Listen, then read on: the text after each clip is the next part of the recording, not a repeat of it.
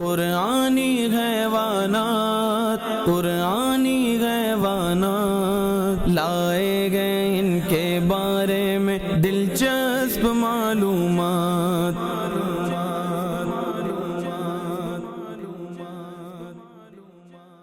الحمدللہ رب العالمین والصلاة والسلام علی سید المرسلین، اما بعد فاعوذ باللہ من الشیطان الرجیم، بسم اللہ الرحمن الرحیم۔ الصلاة والسلام علیک یا رسول اللہ وعلی آلک واصحابک یا حبیب اللہ۔ الصلاة والسلام علیک یا نبی اللہ وعلی آلک واصحابک یا نور اللہ۔ فرمان مصطفیٰ صلی اللہ تعالیٰ علیہ وسلم، تم اپنی مجلسوں کو مجھ پر درود پڑھ کے آراستہ کرو کہ یہ بروز قیامت تمہارے لیے نور ہوگا۔ صلو علی الحبیب صلی اللہ تعالیٰ علی محمد۔ مدنی چینل کے ناظرین، آج ہم جو سلسلہ کرنے جا رہے ہیں وہ ہے قرآنی حیوانات سے متعلق دلچسپ معلومات، اور آپ دیکھ رہے ہیں رمضان کی خصوصی ٹرانسمیشن مدنی چینل پر۔ بہت انٹرسٹنگ پروگرام ہے یہ۔ قرآن مجید کے اندر بہت سے جانوروں کا ذکر آیا، ان جانوروں کا ذکر کس کانٹیکسٹ میں آیا، یعنی کس حوالے سے ان کا ذکر کیا گیا، ان جانوروں کے بارے میں سائنٹیفک انفارمیشن کیا ہے، اور بھی آپ کو بہت کچھ سیکھنے کو ملے گا۔ قرآنی واقعات بھی ہوں گے، دلچسپ معلومات بھی ہوں گی، ان جانوروں کا انداز زندگی کیسا ہے، اور پھر سب سے بڑھ کر یہ جانور یہ بھی نشانیاں ہیں، اور ان کے بارے میں جب ہم جانتے ہیں تو ہمیں اللہ کی قدرت کے بارے میں پتہ چلتا ہے کہ کس طریقے سے ان کو بھی سپروائز کیا جاتا ہے اور کس طریقے سے انہیں کنٹرول کیا جاتا ہے۔ ان کی نیوٹریشن کیا ہے، ان کا سائز کیا ہے، ان کی عادات کیا ہیں، ان کے بھی کلچرز ہیں، ان کا بھی ایک پورا نظام ہے۔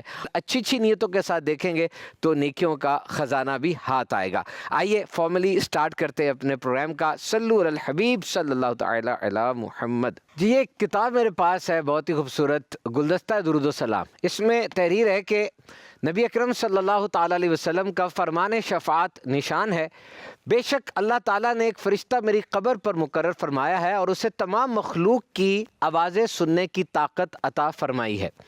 پس قیامت تک جو کہ مجھ پر درود پاک پڑھتا ہے تو وہ مجھے اس کا اور اس کے باپ کا نام پیش کرتا ہے، کہتا ہے فلاں بن فلاں نے آپ صلی اللہ تعالیٰ علیہ وسلم پر درود پاک پڑھا۔ سبحان اللہ، درود پاک پڑھنے والا کتنا بختور ہے کہ اس کا نام بما ولدیت بارگاہ رسالت میں پیش کیا جاتا ہے۔ یہاں یہ نکتہ بھی انتہائی ایمان افروز ہے کہ قبر منور پر حاضر فرشتے کو اس قدر زیادہ قوت سماعت دی گئی، یعنی اس کی ہیئرنگ کیپیسٹی کتنی زیادہ ہے کہ وہ دنیا کے کونے کونے میں ایک ہی وقت کے اندر درود پاک پڑھنے والے لاکھوں مسلمانوں کی دھیمی آواز بھی سن لیتا ہے، اور درود پاک پڑھنے والوں کے نام بلکہ ان کے والد صاحبان تک کے نام جان لیتا ہے۔ جب خادم دربار رسالت کی قوت سماعت کا یہ عالم ہے، اس کو ایسا علم غیب ہے، تو سوچئے مکہ مدینے کے تاجدار محبوب پروردگار صلی اللہ تعالیٰ علیہ وسلم کے اختیارات اور علم غیب کی کیا شان ہوگی۔ وہ کیوں نہ اپنے غلاموں کو پہچانیں گے اور کیوں نہ ان کی فریاد سن کر باذن اللہ تعالیٰ امداد فرمائیں گے۔ فریاد امتی جو کرے حال زار میں، ممکن نہیں کہ خیر بشر کو خبر نہ ہو۔ میٹھے میٹھے سائیں بھائیوں، یقیناً اللہ تعالیٰ نے اپنے پیارے حبیب صلی اللہ علیہ وسلم کو غیب کا علم عطا فرمایا ہے، جبھی تو آپ اپنے ہر امتی کے حالات سے باخبر ہیں اور وقتاً فوقتاً ان کی داد رسی بھی فرماتے رہتے ہیں۔ اس کے علاوہ بھی اللہ تبارک و تعالیٰ نے اپنے حبیب صلی اللہ علیہ وسلم کو بے شمار معجزات سے نوازا۔ اگر ہم عمر بھر بھی نبی مکرم صلی اللہ علیہ وسلم کے اوصاف و کمالات نیز آپ صلی اللہ علیہ وسلم پر درود و سلام پڑھنے کے فضائل بیان کرتے اور سنتے رہیں تو وہ ختم نہیں ہوں گے۔ میرے آقا اعلیٰ حضرت امام اہل سنت مجدد دین و ملت الشاہ امام احمد رضا خان علیہ رحمت الرحمن بارگاہ رسالت میں عرض کرتے ہیں، تیرے تو وصف عیب تناہی سے ہیں بری، حیراں ہوں میرے شاہ میں کیا کیا کہوں تجھے، لیکن رضا نے ختم سخن اس پہ کر دیا، خالق کا بندہ خلق کا آقا کہوں تجھے۔ لہٰذا ہمیں بھی چاہیے کہ خوب خوب حضور صلی اللہ تعالیٰ علیہ وسلم کے فضائل و کمالات بیان کرتے رہیں اور ان سے حاصل ہونے والی برکات سے مستفیض ہوتے رہیں۔ ان برکتوں کو حاصل کرنے کا ایک ذریعہ آپ صلی اللہ علیہ وسلم کی ذات مبارک پر درود پاک پڑھنا بھی ہے۔ آئیے ہم سب مل کر درود پاک پڑھ لیتے ہیں۔ صلو علی الحبیب صلی اللہ تعالی علی محمد۔ Now come back to our program اور ہمارا پروگرام ہے قرآنی جانوروں سے متعلق دلچسپ معلومات. آج جس جانور کے بارے میں ہم بات کریں گے وہ جانور بہت ہی انٹرسٹنگ ہے جناب, لیکن اس جانور کے اوپر سے ہم پہلے کرٹن اٹھانے سے پہلے آپ سے کچھ جنرل بات کرتے ہیں کہ ہمارا دین اسلام کتنا وسیع ہے. دین اسلام دین رحمت ہے, یہ دین رحمت ہے.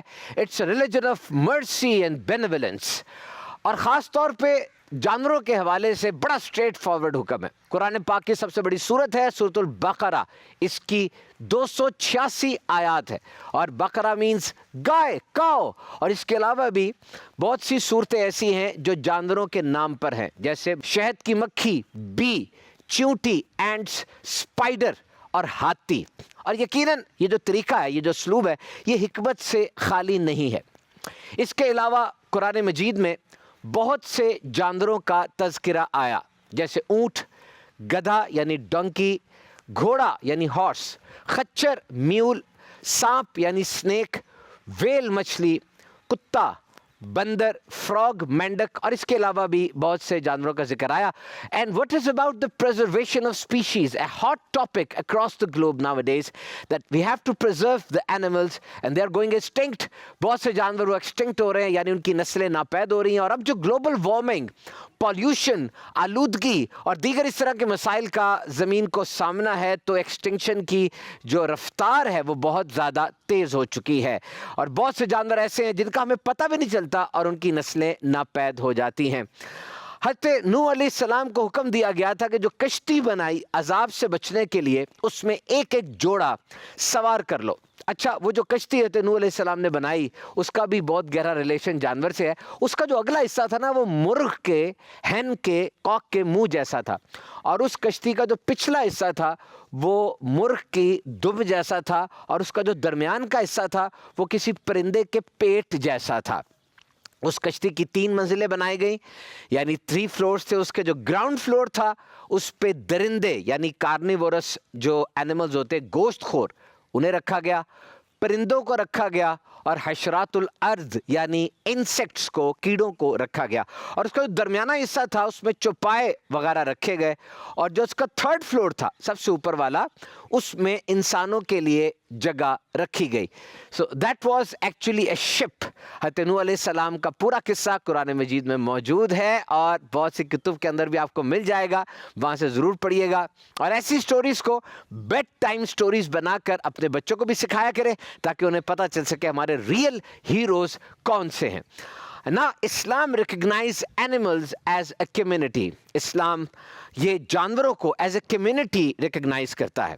فرمایا, اور نہیں کوئی زمین میں چلنے والا اور نہ کوئی پرند کہ اپنے پروں اڑتا ہے مگر تم جیسی امتیں. ہم نے اس کتاب میں کچھ اٹھا نہ رکھا, پھر اپنے رب کی طرف اٹھائے جاؤ گے. یعنی جو امتیں کہا گیا, اس کی کیا وجہ ہے؟ تفسیر قرآن میں ہے, یہ ایک تو اس لیے کہ حیوانات انسانوں کی طرح اللہ کو پہچانتے ہیں. نمبر 2, اسے واحد و یکتا مانتے ہیں, اس کی تسبیح پڑھتے ہیں اور اس کی عبادت کرتے ہیں. وہ بھی مخلوق ہیں, ہم بھی مخلوق ہیں.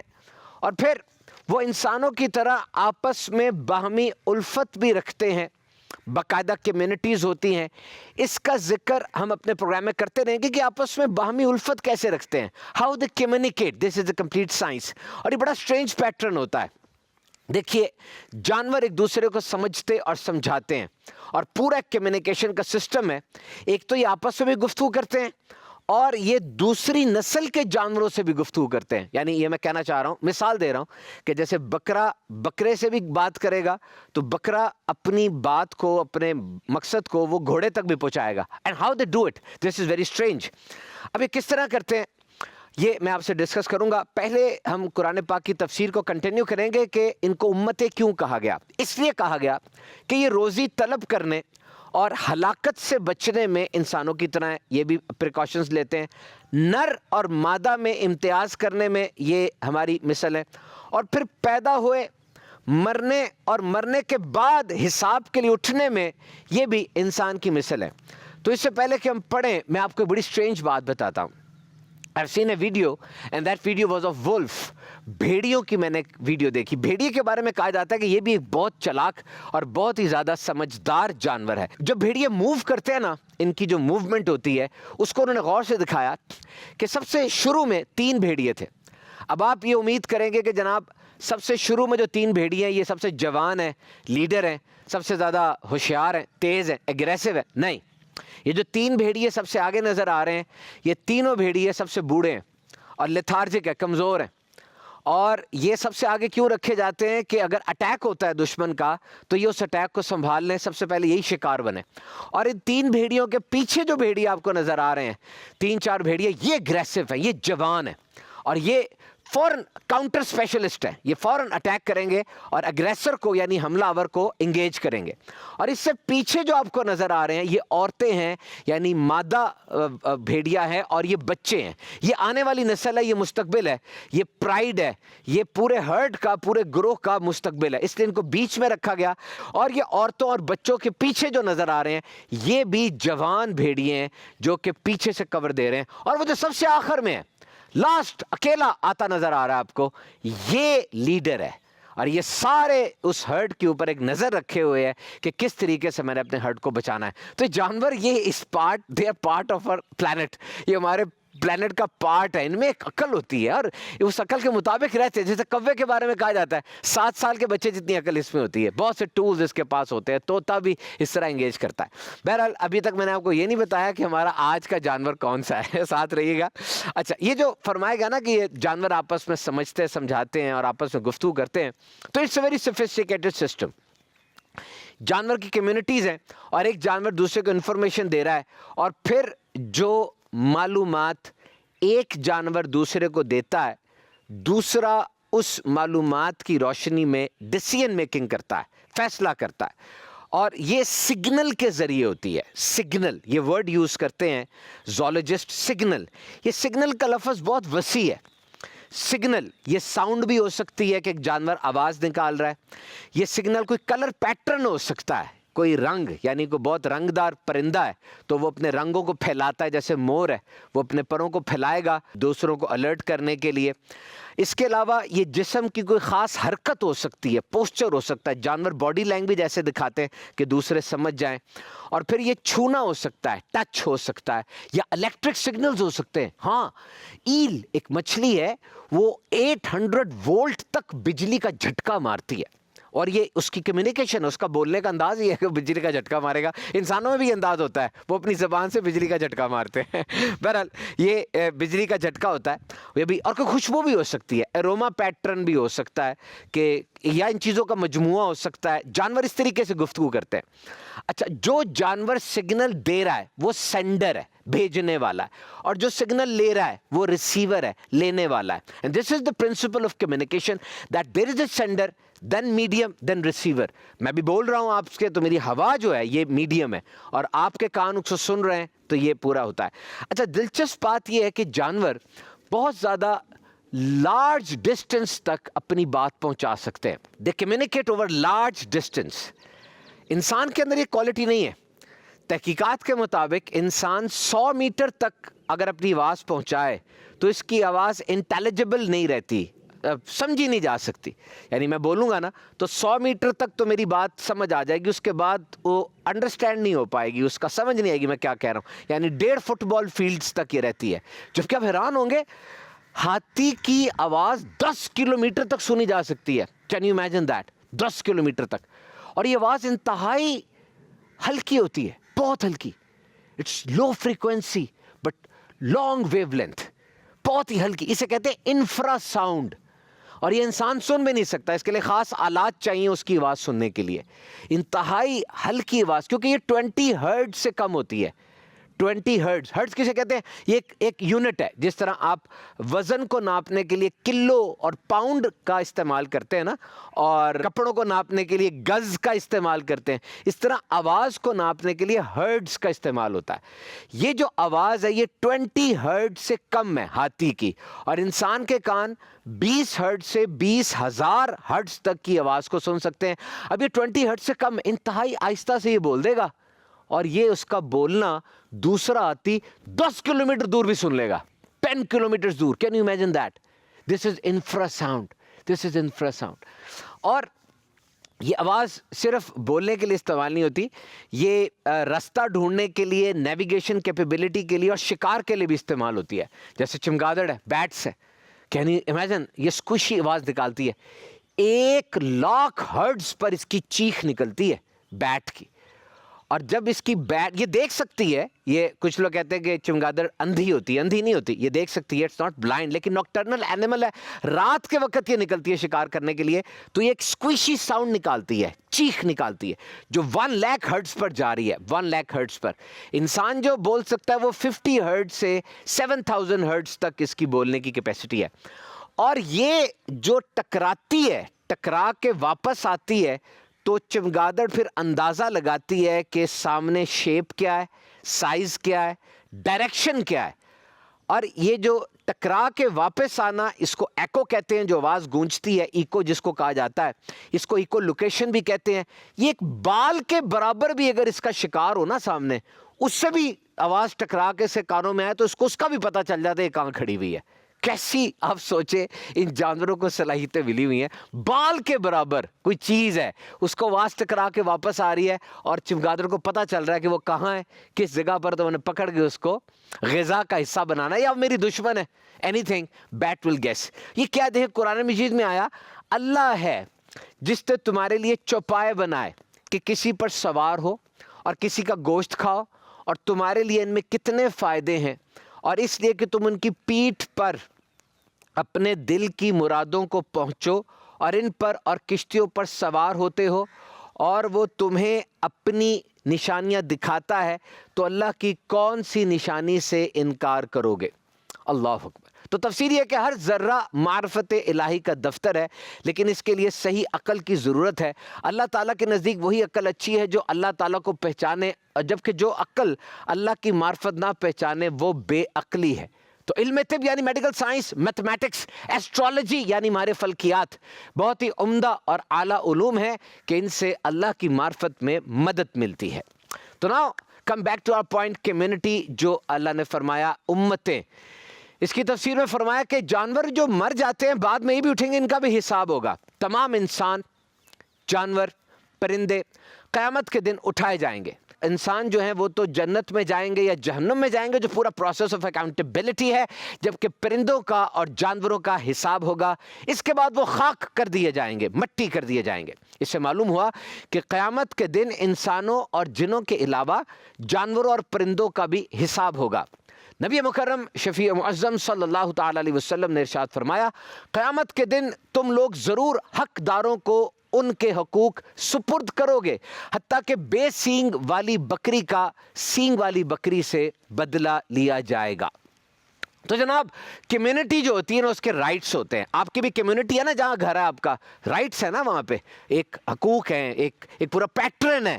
تو جانوروں کے بھی حقوق ہیں, ان کی بھی ایک زبان ہے, انداز جدا گانا ہوتے ہیں. تو جانوروں کے رائٹس کو اسلام ریکگنائز کرتا ہے. جانوروں کی لڑائی, جانوروں کو نشانے کے لیے استعمال کرنا, محض اپنے مزے کے لیے ان کو نقصان پہنچانا اسلام میں منع ہے. It's forbidden. پہلے ایسے ہوتا تھا کہ جانور کھڑا ہے, اس کا جو حصہ اچھا لگتا ہے جا کے اتنا حصہ اتار لیتے تھے, باقی جانور تڑپ تڑپ کے مر جاتا تھا. جانور کا مالک اگر مر گیا, اس جانور کو لا کے بھوکا پیاسا اس کی قبر پہ باندھ دیتے تھے, نہ دے رہے ہیں کچھ, وہ بھی ادھر ہی قبر پہ مر رہا ہے. اس طرح کی بروٹل ایکٹس یہ پہلے کیے جاتے تھے, اسلام نے ان کو بہت سختی سے منع کیا. اسلام میں ان چیزوں کی بالکل اجازت نہیں ہے. اور سب سے جو بہتر طریقہ ہے اس جانور کا گوشت استعمال کرنے کا, ہیومین سلاٹر ہے, جو اسلامی طریقہ ذبیحہ ہے. یہ دنیا میں سب سے بہترین ہے, اس میں جانور کو سب سے کم تکلیف ہوتی ہے, گوشت بھی بہترین ہوتا ہے. اس پہ ہمارے الگ سے پروگرامز ہوں گے جس پہ آپ کو مدنی چینل پر اور دیگر ذریعوں سے بتایا جاتا ہے, کیونکہ یہ دین رحمت للعالمین کا دین ہے اور رحمت ہی رحمت ہے. تو جناب آج جو قرآن مجید کے اندر جو جانوروں کا ذکر آیا, اس میں ہمارا موضوع ہوگا ایسے جانور کا جو بڑا ہی پرکشش ہے اور بچوں کا فیورٹ ہے, اور وہ جانور ہے ہاتھی, ایلیفنٹ. بہت ہی سوشل اور بینیولنٹ جانور ہے, فیملی کی صورت میں رہتا ہے, دوستوں میں رہنا پسند کرتا ہے اور مہربان جانور ہے. It is said that this animal never forget. کہا جاتا ہے کہ ہاتھی بھولتا نہیں ہے. They are just like walking gentle giants on earth. یہ کہا جاتا ہے کہ یہ چھوٹے چھوٹے جن ہیں جو زمین پہ چل رہے ہیں. بڑا ہوتا ہے نا کافی, اور دیکھتے رہ جاتے ہیں کہ یار یہ کتنا بڑا ہاتھی ہے. تو جناب قرآن مجید میں اس کا ذکر آیا, کس انداز سے آیا؟ سورۃ الفیل ہے. کیا تم نے نہ دیکھا کہ تمہارے رب نے ان ہاتھی والوں کا کیا حال کیا؟ کیا اس نے ان کے مکر و فریب کو تباہی میں نہ ڈالا اور ان پر فوج در فوج پرندے بھیجے جو انہیں کنکر کے پتھروں سے مارتے تھے, تو انہیں جانوروں کے کھائے ہوئے بھوسے کی طرح کر دیا. اللہ اکبر. خلاصہ یہ کہ یمن اور حبشہ کا بادشاہ تھا ابرہہ. جب حج کے موسم آتے تو بیت اللہ کی حج کی تیاری کرتے لوگ, تو اس نے اس غرض سے صنعاء میں ایک عبادت خانہ بنایا, کنیسہ بنایا, کہ وہ لوگوں کو کہتا کہ وہاں جانے کے بجائے اس کا طواف کرو.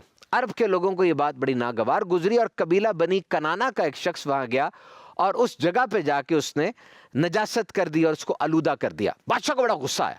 اس نے یہ کہا کہ میں کعبہ معظمہ کو گرا دوں گا, اور اس ارادے سے اس نے اپنا لشکر لیا, اور اس لشکر میں بہت سے ہاتھی بھی تھے. اور پھر وہاں پر یہ گیا, اس ہاتھیوں میں ایک ہاتھی تھا محمود, جو بہت ہی بڑا تھا. اور جب ابرہہ مکے کے قریب پہنچا تو اس نے اہل مکہ کے جانور قید کر دیے. اس میں حضرت عبد المطلب کے 200 اونٹ بھی تھے. حضرت عبد المطلب ابرہہ کے پاس آئے تو اس نے تعظیم دی اور بٹھایا اور پوچھا آپ کیوں آئے؟ اس نے کہا جی میرے اونٹ مجھے واپس کر دیں. ابرہہ نے کہا میں تو یہ آپ کا کعبہ معظمہ گرانے کے لیے آیا ہوں, آپ نے وہ بات مجھ سے نہیں کی, آپ اپنے اونٹ مانگ رہے, اس کی کیا وجہ ہے؟ تو کہا کہ دیکھیے بات یہ ہے کہ میرے اونٹ ہیں, اونٹوں کا میں مالک ہوں, اس لیے ان کے بارے میں آپ سے کہتا ہوں, کعبہ کا جو مالک ہے وہ خود اس کی حفاظت فرمائے گا. یہ سن کر ابرہہ نے آپ کو اونٹ واپس کر دیے, 200 اونٹ سے, اور وہ واپس کر دیے. اور واپس کرنے کے بعد حضرت عبد المطلب نے قریش کو صورتحال سے آگاہ کیا کہ دے آر اگریسنگ. وہ پہاڑوں کی گھاٹیوں میں جا کر چوٹیوں پہ پناہ گزین ہو گئے. چنانچہ قریش نے ایسا ہی کیا, وہاں چلے گئے. حضرت عبد المطلب نے کعبے کے دروازے پر آ کے دعا کی, اور دعا سے فارغ ہو کر آپ بھی اپنی قوم کے پاس چلے گئے. ابرہہ نے صبح تڑکے لشکر کو تیاری کا حکم دیا, اور اس وقت محمود ہاتھی جو بڑا تھا, جو آگے تھا, اس کی حالت یہ تھی کہ اس کو جس طرف اور لے کر چلتے تھے وہ چلتا تھا, اگر اس کا منہ کعبے کی طرف کرتے تھے وہ بیٹھ جاتا تھا, آگے پروسیڈ نہیں کرتا تھا. اور پھر کیا ہوا, اللہ کی طرف سے پرندے آئے. ہر پرندے کے پاس 3 کنکریاں تھیں, ایک اس کی چونچ میں تھی, 2 اس کے پنجوں میں تھیں, اور وہ کنکریاں انہوں نے سنگریزے اس لشکر کے اوپر پھینکے.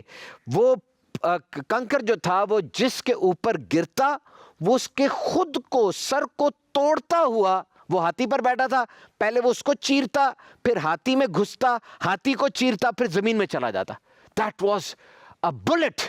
اور ہر سنگریزے پر اس کا نام لکھا ہوتا تھا جس کے اوپر اس سنگریزے نے گرنا تھا, اور ان کو یوں کر دیا جیسے کھایا ہوا بھس ہوتا. آپ نے دیکھا جانور جو کھاتے کھانا کیسا وہ عجیب سا ہو جاتا ہے, تو یہ ایک اللہ کی طرف سے تھا. اور یہ واقعہ جب ہوا اسی سال یہ واقعہ رونما ہوا, نبی پاک صلی اللہ علیہ وسلم کی ولادت اسی سال ہوئی جس سال یہ واقعہ رونما ہوا. ہم نے جو آپ کو بتایا ہاتھی بھولتا نہیں ہے, یہ اپنے قبیلے کو, اپنے ہرڈ کے ہر ہاتھی کو اچھے سے پہچانتا ہے, جس جگہ سے گزر جائے اس کو بھی نہیں بھولتا. انہوں نے ایک تجربہ کیا, 2 ہاتھی کسی جگہ پر کام کرتے تھے, انہوں کو 23 سال بعد ان ہاتھیوں کو ملایا تو وہ 23 سال بعد پہچان گئے.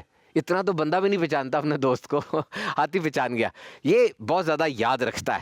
یہ جانور جو ہے نا یہ اللہ کی تسبیح بیان کرتے ہیں. آپ کو پتہ ہے قرآن مجید میں آیا, کیا تم نے نہ دیکھا کہ اللہ کی تسبیح کرتے ہیں جو کوئی آسمان اور زمین میں ہے, پرندے پر پھیلائے, سب نے جان رکھی ہے اپنی نماز اور اپنی تسبیح, اور اللہ ان کے کاموں کو جانتا ہے. یعنی زمین پر موجود تمام مخلوق اور ہاتھی بھی شامل ہیں, یہ اللہ کی تسبیح بیان کرتے ہیں. اور یہ اللہ کی تسبیح کیا بیان کرتے ہیں جو اللہ کی شان کے لائق ہے, ہمیں نہیں پتا, یہ جانتے اپنی تسبیح. اور اگر ہمیں وہ طریقہ نظر نہ بھی آئے, animals and plants, they are performing tasbih. They are performing tasbih in their own way. We may not know it. It's disguised. It's camouflaged. یہ اللہ تعالیٰ نے پوشیدہ رکھا ہے, اور اللہ والوں کو پتہ بھی چل جاتا ہوگا. بہرحال ہاتھی کو انجینئر کہا جاتا ہے جناب. ہاتھی ہے ایکو سسٹم انجینئر ہے. ان کے جو کام ہے میں آپ کو بتاتا ہوں. ہاتھی پودے لگاتے ہیں, جنگلات اگاتے ہیں, یہ گھومتے پھرتے رہتے ہیں. وہ جو بیج کھا لیتے ہیں نا, یہ ہضم نہیں ہوتے وہ, تو وہ پھر نکل آتے ہیں, تو جہاں جاتے ہیں وہاں یہ بیج پھیلاتے رہتے ہیں. سائنسدانوں نے یہ بات نوٹ کی کہ جس جگہ پر ہاتھی کم ہوئے وہاں پر پودے بھی کم ہو گئے, جنگلات بھی کم ہو گئے. اور پھر یہ جنگل جب ہوں گے تو وہ کاربن ڈائی آکسائڈ کو اپنے اندر ایبزارب کریں گے اور آلودگی میں بھی کمی کریں گے. یعنی ہاتھی آلودگی کو کم کرنے میں بھی مؤثر ہے. ہاتھی درختوں کو دھکیلتے ہیں, دے پش اوور ٹریز. یہ پانی کے گڑھے بناتے ہیں اور زمین کی زرخیزی میں بہت زیادہ اہم کردار ادا کرتے ہیں. ہاتھی بہت بڑی ٹورسٹ اٹریکشن ہے, لوگ دور دور سے آتے ہیں ہاتھیوں کو دیکھنے کے لیے. افریقن ایلیفنٹ, افریقہ کا ہاتھی, یہ دنیا میں خشکی کا سب سے بڑا جانور ہے. اس کی اونچائی 3 میٹر اور اس کا وزن 6 ٹن تک ہوتا ہے. اس کا دماغ 5 کلو وزنی ہے. سربرل کارٹیکس بھی ہے, ہپوکیمپس بھی ہے, اس کے نیورونز بھی ہیں, سائنیپسس بھی ہوتا ہے. یہ سارا اس کے دماغ میں ہے. ہاتھی کا دماغ انسانی دماغ سے بہت زیادہ مشابہت رکھتا ہے, لیکن انسان کا دماغ سمارٹ بہت ہے اور دیگر جانوروں کا دماغ اتنا سمارٹ نہیں ہے. مختلف تجربات سے ثابت ہے کہ ہاتھی کی اپنی زبان ہے, اس کی اپنی گرامر ہے, اور یہ خطرے کے وقت اپنی زبان کو روز مرہ کی بنیاد پر استعمال کرتے ہیں. جیسے میں نے پہلے آپ کو بتایا کہ انسان 100 میٹر تک اپنی بات پہنچا سکتا ہے, جبکہ ہاتھی 10 کلومیٹر تک اپنی بات پہنچا سکتا ہے. انفراساؤنڈ ہوتی ہے, لو فریکوینسی ہے, لیکن اس کی بہت زیادہ لانگ ویو لینتھ ہے. یہ آوازوں کا جو بات میں کر رہا ہوں آپ سے, بولنے کی بات, اس میں ایک اسلامک اسٹائل آف کمیونیکیشن دیکھیے. Now I just want to share that we communicate, and this is one of the basic instinct of humans that we communicate. ہم بات کرتے ہیں, ایک دوسرے تک اپنی بات پہنچاتے ہیں, اور آج کمیونیکیشن ایک بہت بڑا ہنر ہے دنیا میں. کس طرح کوئی بات کرتا ہے, ایک اسلامک وے آف کمیونیکیشن ہوتی ہے کہ اسلام ہمیں کمیونیکیشن کا کیا طریقہ سکھاتا ہے. قرآن مجید میں آیا, اپنی آواز کو کچھ پست کر, بے شک آوازوں میں سب سے بری آواز گدھے کی آواز ہے. یاد رکھیے, انسان کے پاس یہ طاقت ہے کہ وہ اپنی آواز کو جتنا چاہے اونچا اور جس طرح چاہے نیچے کر سکتا ہے. اونچا بولوں میں یا آہستہ بولوں میں, اب کہاں اونچی بولنا ہے, تقریر کر رہا ہوں اونچی بولوں گا, ماں کے سامنے ہوں آواز پست رکھوں گا, یہ آپ نے ڈیسائیڈ کرنا ہے. اور نمبر 2 یہ کہ آپ نے پیرا وربل جو انٹونیشن پچ ہے, جو پیس ہے اپنی آواز کا, اس کو مینیج کرنا ہے تاکہ آپ صحیح طریقے سے اپنی بات پہنچا سکیں. نبی کریم علیہ الصلوۃ والسلام کا ارشاد ہے کہ مجھے حکم دیا گیا کہ لوگوں سے ان کی عقلوں کے مطابق خطاب کروں. This is Islamic manner of communication, کہ سامنے والوں کو دیکھے وہ کون ہے. جس طرح ڈاکٹر سے بات کرے گا نا, تو وہ کیسی بات کرے گا, سمجھ نہیں آتی, کارسینوما, لیتھارجک, اپر ریسپریٹری ٹریک انفیکشن, وہ ایسی بات کرے گا جو ہمیں سمجھ نہیں آ رہی ہوگی کیونکہ وہ آپس میں بات کر رہے ہیں. لیکن وہی ڈاکٹر اگر مریض سے بات کرے گا تو پھر وہ اپنی ایسے الفاظ استعمال کرے گا جو مریض کو سمجھ آئے نا, بیماری کیا ہے, علاج کیا ہے, کس طرح پرہیز کرنا ہے. تو عقلوں کے مطابق کلام کرو. اور اس کے بعد ایک صحابی یہ فرماتے ہیں کہ نبی پاک صلی اللہ علیہ وسلم سے زیادہ مسکرانے والا میں نے کوئی نہیں دیکھا. The most smiling face. ایک بار غزوہ خندق پر نبی پاک کتنا مسکرائے کہ داڑھ مبارک نظر آنے لگی. نبی پاک صلی اللہ علیہ وسلم کا فرمان علی شان ہے کہ میں نماز پڑھ رہا تھا اور جبریل میرے پاس سے گزرے, وہ میری طرف دیکھ کر ہنسے تو میں بھی ان کی طرف دیکھ کے مسکرا دیا. ماشاء اللہ, قربان جائیں نبی پاک کی ذات اقدس ایسی ہے کہ فرشتوں کے سردار بھی آپ کو دیکھ کر آنکھیں ٹھنڈی کیا کرتے تھے. ایک دن نبی پاک صلی اللہ علیہ وسلم مسکراتے ہوئے باہر تشریف لائے, فرمایا ہرگز ایک مشکل 2 آسانیوں پر غالب نہیں آ سکتی, کیونکہ ارشاد باری تعالیٰ ہے تو بے شک دشواری کے بعد آسانی ہے, دشواری کے ساتھ آسانی ہے.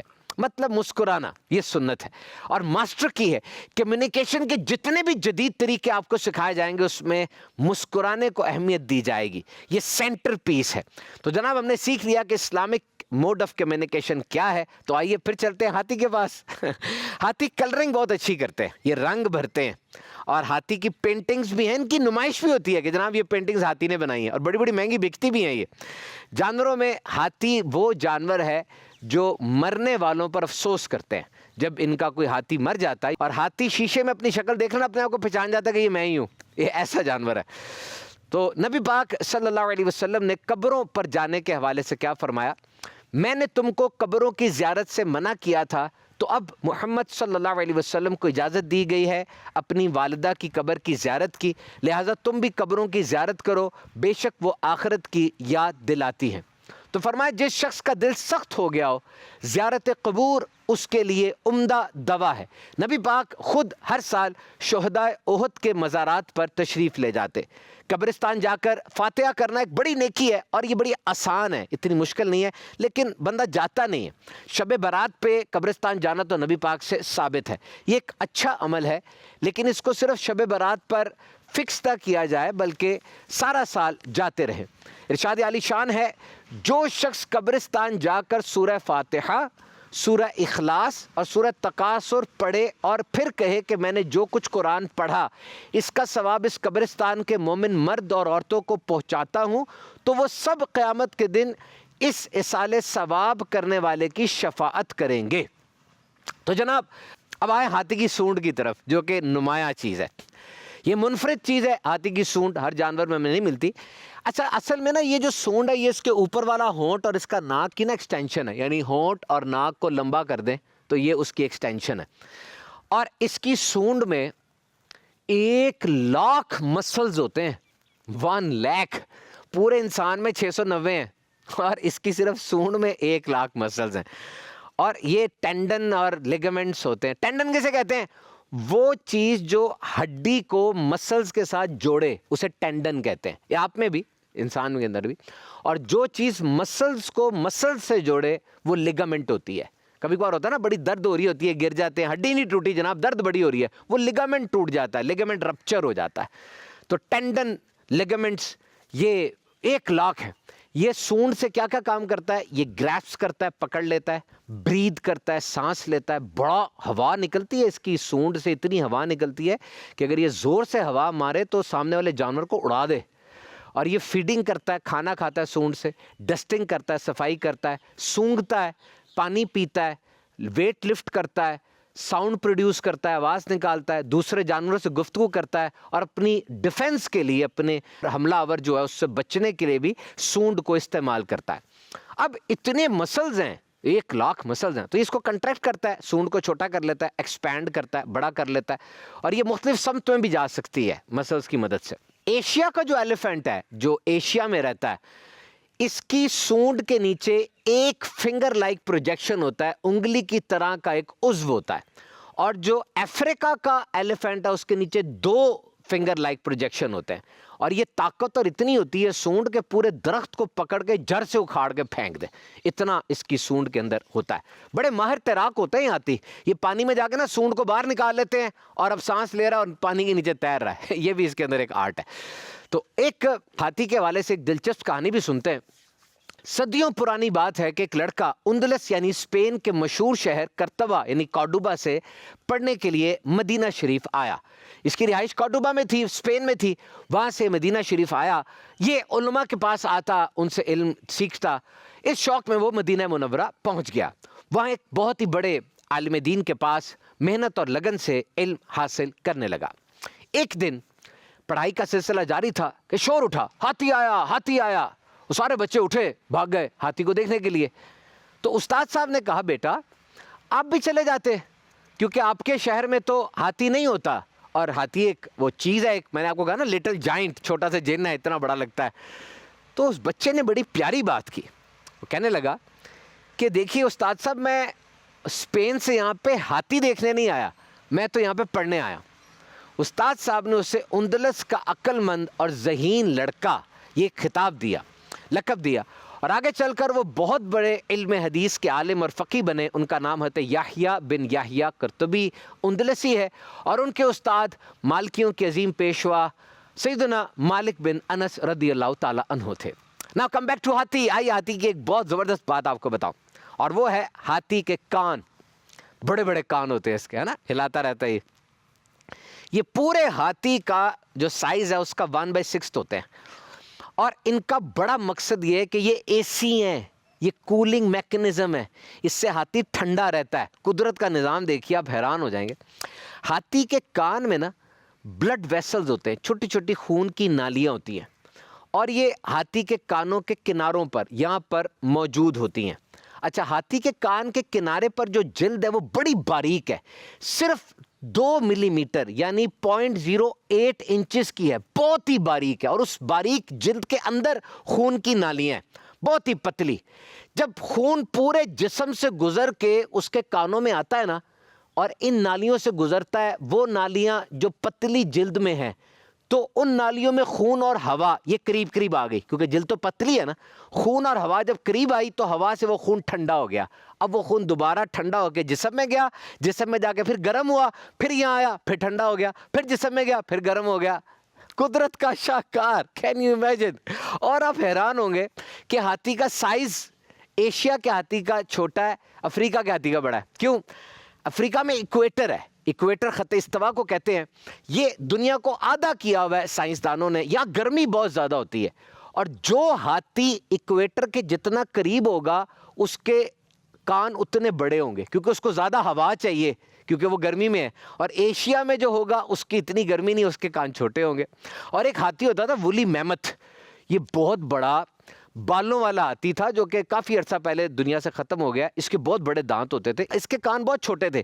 کیوں؟ یہ برفانی ایریا میں رہتا تھا، وہاں تو ہوا سردی کی ضرورت ہی نہیں ہے. دیکھیں اللہ کا نظام کیسا ہے، کہیں کان بڑے ہیں کہیں کان چھوٹے ہیں. بنانے والا کون ہے اور کس نے ڈیزائن کیا؟ اتنی امپیکیبل انجینئرنگ کس کی ہے؟ اتنی حکمتیں کس کی ہیں؟ ایک ہاتھی کے جسم کے اندر اتنی حکمت ہوگی تو اپنے اس 5-5.5 فٹ کے وجود کے بارے میں سوچئے. Can you imagine? اور تم اللہ کی کون کون سی نعمت کو جھٹلاؤ گے. بڑی بات ہے جناب، بڑی بات. تو یہ موسم جناب ٹھنڈا رہتا ہے اور اللہ رحمان ہے، رحیم ہے. انسان کے جسم میں بھی ایک چیز ہوتی ہے جس کو سیریبرو اسپائنل فلوئڈ کہتے ہیں، CSF. آپ نے اکثر دیکھا ہوگا بچوں کے بارے میں کہا جاتا ہے جیسے ریڑھ کی ہڈی سے پانی کا ٹیسٹ لینا ہے، کہتے ہیں نا CSF ہوتا ہے، وہ سیریبرو اسپائنل فلوئڈ ہوتا ہے. اسپائنل کارڈ میں دماغ کے درمیان ہوتا ہے. یہ لیکوڈ ہے اور دماغ کو کشن دیتا ہے. یہ جو آپ ہلتے رہتے ہیں، میں ہل رہا ہوں، دیکھیں نا دماغ کو کچھ نہیں نہ ہو رہا اور میرا جو اسپائنل کارڈ وہ بھی صحیح جگہ لگی ہوئی ہے. یہ وہ پانی ہے جس نے دماغ کو کشن دیا ہوا ہے اور بچایا ہوا ہے. اور جب میننجائٹس ہوتا ہے، گردن توڑ بخار ہوتا ہے، تو اسی پانی کے اندر اس کے آ جاتے ہیں بیکٹیریاز. تو سائنس جو ڈاکٹرز ہیں پھر وہاں سے لیتے ہیں اور اس پانی کا ٹیسٹ کرتے ہیں، پھر اس حساب سے آگے پروسیڈ کرتے ہیں. کتنی حکمتیں ہیں. تو جناب اب آئیے ہاتھی کے دانتوں کی طرف. محاورہ سنا ہے نا، ہاتھی کے دانت کھانے کے اور دکھانے کے اور. محاورہ بالکل ٹھیک ہے. ہاتھی کے نا 26 دانت ہوتے ہیں. 2 دانت باہر نکلے ہوتے ہیں جس کو ٹسکس کہتے ہیں. یہ لمبے دانت ہیں جو باہر نکلے ہوئے ہیں. یہ دانت ہیں ایشیا کے ہاتھیوں کے، یہ چھوٹے ہوتے ہیں. افریقہ کے ہاتھیوں کے بڑے ہوتے ہیں. جو مادہ ہاتھی ہے، فیمیل ہاتھی ہے، اس کے چھوٹے ہوتے ہیں. جو میل ہاتھی ہیں، مرد ہاتھی ہیں، ان کے بڑے ہوتے ہیں. یہ باہر والا جو دانت ہوتا ہے نا، اس کا وزن 79 کلو تک ہو سکتا ہے. اور جو مادہ ہاتھی ہے اس کے باہر والے دانتوں کا وزن 18 سے 20 کلو ہوتا ہے. یہ جو ہاتھی دانت کا وزن ہے، یہ سب سے زیادہ جو ریکارڈ ہوا ہے نا، یہ 100 کلو کا تھا. اتنا بڑا دانت تھا اس کا. اب ہاتھی کس دانت کو زیادہ استعمال کرتا ہے، سیدھے والے کو یا بائیں والے کو؟ یہ انسانوں کی طرح، آپ نے دیکھا کچھ لوگ سیدھے ہاتھ سے لکھتے ہیں زیادہ تر، کچھ لیفٹی بھی ہوتے ہیں. اسی طرح کچھ ہاتھی بھی اپنے بائیں والے دانت کو زیادہ استعمال کرتے ہیں. تو وہ والا دانت زیادہ آپ کو یوز کیا ہوا نظر آئے گا، اس پہ نشان زیادہ ہوں گے، وہ چھوٹا ہو چکا ہوگا. اور ایک دانت جو ہے وہ آپ کو بڑا نظر آئے گا. تو جس دانت کو وہ استعمال کرتا ہے وہ چھوٹا ہو جائے گا. یہ اس کی مرضی ہے وہ کس کو زیادہ استعمال کرتا ہے. یہ ہاتھی دانت بہت قیمتی ہوتے ہیں اور ان کا کاروبار ہوتا ہے. بہرحال ان کی خرید و فروخت پر سخت پابندی ہے دنیا میں اب WHO کی طرف سے اور دیگر بھی جو ایجنسیز ہیں. قانوناً جرم ہے. اس کی قیمت بہت ہوتی ہے، اس کی چیزیں بھی بنائی جاتی ہیں. خواب میں ہاتھی دیکھا جائے تو کیا ہے؟ اگر آپ کو خواب میں ہاتھی نظر آتا ہے تو خواب میں ہاتھی دیکھا جائے تو یہ بادشاہ کی علامت ہے، کیونکہ ہاتھی ایک شاندار سواری ہے. اگر کوئی شخص یہ دیکھے کہ وہ ہاتھی پر سوار ہے اور اس کا مالک ہے، تو اس کا مطلب یہ ہے کہ وہ صاحب منصب ہوگا، صاحب وجاہت ہوگا. دنیا میں اسے ایسی چیز ملے گی جو اس کی عزت میں اضافے کا سبب بنے گی. ہاتھی دیکھ لیں خواب میں. دن اور رات کے حوالے سے تعبیر مختلف ہو جائے گی. اگر وہ خواب میں دیکھتا ہے کہ وہ دن میں ہاتھی پر سوار ہے تو اس کی تعبیر یہ ہوگی یا تو اس کی اور اس کی بیوی میں جدائی ہوگی، یا تو یہ کوئی مکر و فریب والا کام کرے گا اور وہ دھوکہ اسی پر پلٹ کر آئے گا. اور ہاتھی دانت اگر خواب میں دیکھا تو یہ اچھا ہے، مال و دولت کی علامت ہے.